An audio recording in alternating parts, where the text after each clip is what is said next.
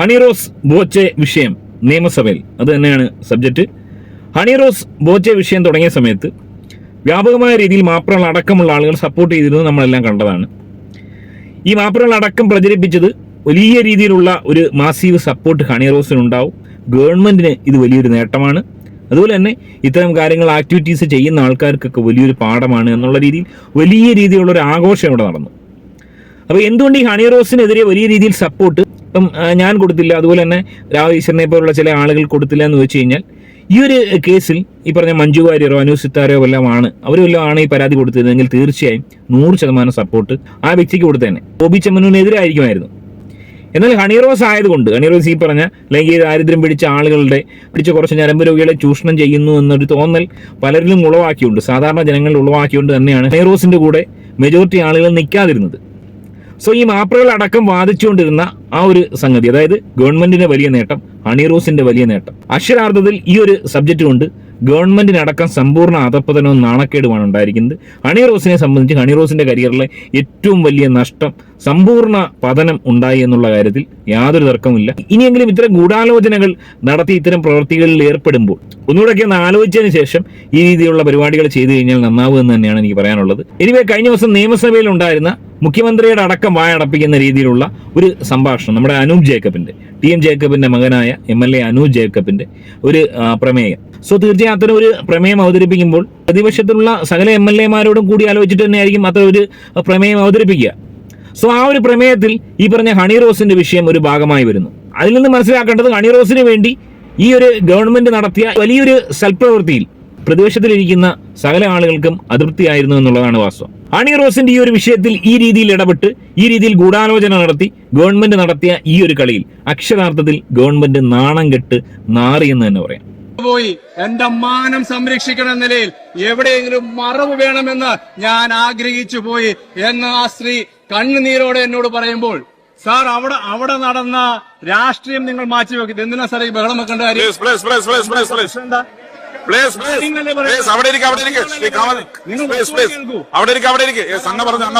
അവിടെ നടന്ന അവിടുത്തെ രാഷ്ട്രീയം മാറ്റിവെക്ക്, അവിടുത്തെ അവിശ്വാസ പ്രമേയ ചർച്ച മാറ്റിവെക്ക്, അവര് കൗൺസിലറാന്നുള്ള പദവി മാറ്റിവെക്ക്.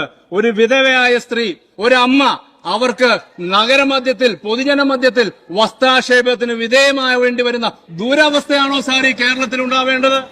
സാർ TP-യെയും ഷുഹൈബിനെയും കൃപേഷിനെ ശരത്ലാലിനൊക്കെ വെട്ടിക്കൊന്ന കാടത്തം ഇപ്പോഴും തുടരുന്നു എന്ന സന്ദേശമല്ലേ പൊതുസമൂഹത്തിലേക്ക് ഇതുവഴി കൊടുക്കുന്നത്?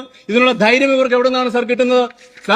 ഇതിന്റെ അകത്ത് ഈ വ്യക്തി കലാരാജു എന്ന് പറയുന്ന വ്യക്തി രൂക്ഷമായ ഒട്ടനവധി ആരോപണങ്ങളാണ് പ്രാദേശിക നേതൃത്വത്തിനെതിരെ ഉയർത്തിയിരിക്കുന്നത്. സാമ്പത്തികമായി അവരെ തകർത്തു കളഞ്ഞു, അവരുടെ വീടും സ്വത്തും നിസ്സാര വിലയ്ക്ക് വിൽപ്പിച്ചു. അതിനെതിരെ അവര് മാധ്യമങ്ങളുടെ മുമ്പിൽ ഈ 2 ദിവസം മുമ്പ് പറയുന്നതിന് എത്രയോ മുമ്പ്, 6 മാസങ്ങൾക്ക് മുമ്പ് പാർട്ടി നേതൃത്വത്തിന് ഔദ്യോഗികമായി അവർ കത്ത് നൽകുന്നു. പാർട്ടി ഒരനക്കവും ചെയ്തില്ല, ഒരു നടപടി സ്വീകരിച്ചില്ല എന്നത് മാത്രമല്ല, അവർക്കെതിരെ അപ്രഖ്യാപിത ഊരുവിലക്ക് പ്രഖ്യാപിച്ചു.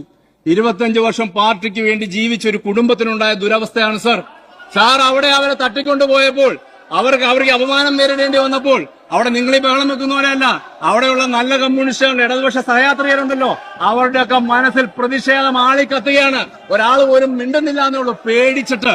സാർ അപ്പോൾ ഈ വ്യക്തിയെ അവരെ ശാരീരികമായും മാനസികമായിട്ടും മാത്രമല്ല സാമ്പത്തികമായും തകർത്തു എന്നുള്ളതാണ് സാർ.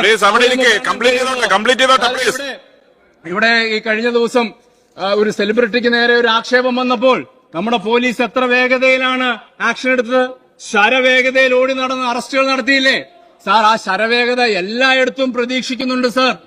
സെലിബ്രിറ്റികൾക്കുള്ള അഭിമാനം തന്നെയാണ് എല്ലാ സ്ത്രീകൾക്കും ഉള്ളത് സാർ. ഇവിടെ FIR ഇട്ട് 3 ദിവസങ്ങൾ പിന്നിടുകയാണ്, ഒരാളെപ്പോലും അറസ്റ്റ് ചെയ്തില്ല. ഇതിന് യഥാർത്ഥ പ്രതികളെ അറസ്റ്റ് ചെയ്തിട്ടില്ല. മുഖ്യമന്ത്രി ഇവിടെ വായിച്ച 4 പേര് സാർ, അവിടെ എല്ലാ പ്രശ്നങ്ങളും ഉണ്ടാകുമ്പോൾ പോലീസിന് മുമ്പിൽ ഹാജരാക്കുന്ന 4 വ്യക്തികളാണ്. ആരുമല്ല അവര്, സ്ഥിരമായിട്ട് ഹാജരാക്കപ്പെടുന്ന കുറച്ചു പേര് മാത്രമാണ്. ആ 4 പേര് അവിടെ കൊണ്ടുവന്ന് വെച്ചു.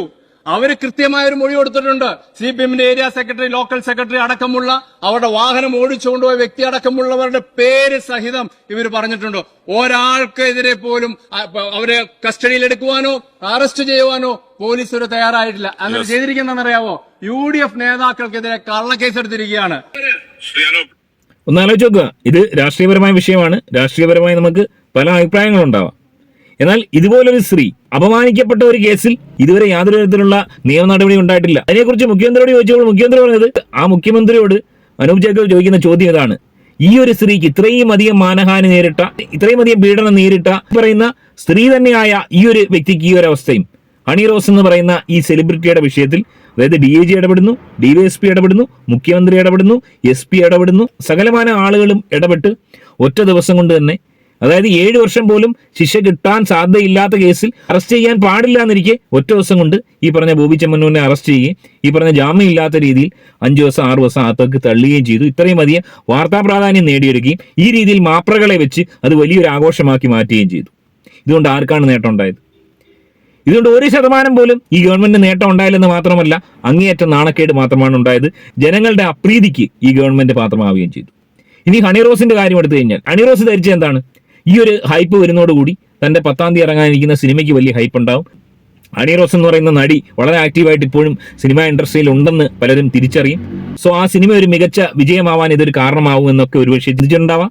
എന്നാൽ ആ സിനിമ പോലും 10-ാം തീയതി ഇറക്കാൻ സാധിച്ചില്ല. അതിന് കാരണങ്ങളൊക്കെ പലതും അവർ പറയുന്നുണ്ടെങ്കിലും 10-ാം തീയതി ഇറക്കാൻ സാധിച്ചില്ലെന്ന് മാത്രമല്ല, ഏറ്റവും ഒടുവിൽ ആ സിനിമ വിതരണം ചെയ്യാൻ ഏറ്റെടുത്തിരുന്ന ഗോകുലം മൂവീസ് പോലും ആ സിനിമയിൽ നിന്നും പിന്മാറി.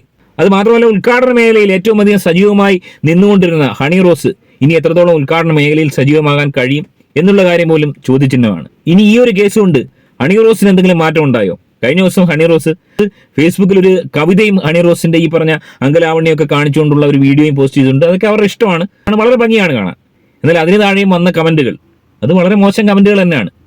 അവിടെയും കമന്റ് അടിക്കുന്ന ആൾക്കാർക്ക് ഈ കേസ് കൊണ്ടോ അല്ലെങ്കിൽ ഈ കോടതിയുടെ ഈ ഒരു താക്കീത് കൊണ്ടോ ഒരു മാറ്റവും സംഭവിച്ചിട്ടില്ല. പണ്ട് എങ്ങനെയായിരുന്നു ആ രീതിയിൽ അല്ലെങ്കിൽ അതിലും മോശമായി ഹണി റോസിനെതിരെ ആളുകൾ കമന്റ് ചെയ്തുകൊണ്ടിരിക്കുകയാണ്. സോ ചുരുക്കം പറഞ്ഞു കഴിഞ്ഞാൽ, ഹണി റോസിന്റെ ഈ ഒരു സബ്ജക്റ്റ് കൊണ്ട് ഹണി റോസിന് ഇറങ്ങാൻ പോകുന്ന സിനിമയ്ക്കോ അതിന്റെ പ്രൊഡ്യൂസേഴ്സിനോ ഈ പറഞ്ഞ ഗവൺമെന്റിനോ സിനിമാ പ്രവർത്തകർക്കോ ആർക്കും ഒരു ഗുണം ഉണ്ടായില്ല എന്നുള്ളതാണ് വാസ്തവം. സോ ഈ രീതിയിൽ നിസ്സാര കേസിന് ബിസിനസ്സുകാരെ അല്ലെങ്കിൽ ഒരു സാധാരണക്കാരനെ, പുരുഷന്മാരെ കൊടുക്കാൻ നോക്കുന്ന എല്ലാ സ്ത്രീകളും ഇതുപോലെ കള്ളപ്രചരണം നടത്തുന്ന മാപ്രകൾക്കും വലിയൊരു പാഠം തന്നെയാണിത്. അതുകൊണ്ട് തന്നെയാണ് നിയമസഭയിൽ അടക്കം ഈ ഒരു ചർച്ച ഉണ്ടായത്. ഒപ്പം തന്നെ നാണം കെട്ട് നാറുന്ന ഒരവസ്ഥയിലേക്ക് നമ്മുടെ ഗവൺമെന്റ് പോവുകയും ചെയ്തു.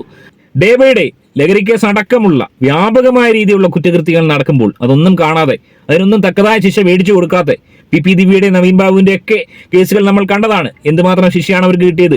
സിദ്ദീഖിനെ അറസ്റ്റ് ചെയ്യാൻ പോലീസ് നടത്തിയ പെടാപ്പാട് നമ്മൾ കണ്ടതാണ്. അതൊക്കെ നിൽക്കുമ്പോൾ ഈ പറഞ്ഞ നിസാര കേസിൽ ഈ രീതിയിൽ ജനങ്ങളെ കബളിപ്പിക്കാൻ വേണ്ടി, ജനങ്ങളുടെ കണ്ണിൽ പൊടിയിടാൻ വേണ്ടി ഇത്തരം ഗിമ്മിക്കുകൾ കാണിച്ചത് ഗവൺമെന്റിനും ഹണി റോസിനും ഈ കേസിൽ ജനങ്ങളെ തെറ്റിദ്ധരിപ്പിക്കാൻ ശ്രമിച്ച ഈ മാപ്രകൾക്ക് അടക്കമുള്ള ഏറ്റവും വലിയ തിരിച്ചടി തന്നെയാണ് ഈ അനൂപ് ജേക്കബിന്റെ ഈ ഒരു നിയമസഭയിലെ പ്രമേയം എന്നുള്ളത് ഏറെ സന്തോഷകരമായ കാര്യം തന്നെയാണ്. എനിവേ, ഈ വിഷയത്തിൽ നിങ്ങളുടെ അഭിപ്രായം കമന്റായി രേഖപ്പെടുത്തുക. മറ്റൊരു വീഡിയോ ആയിട്ട് കാണാം. ആദ്യമായി ചാനൽ കാണുന്നവർ ഒന്ന് സബ്സ്ക്രൈബ് ചെയ്ത് കാണുക.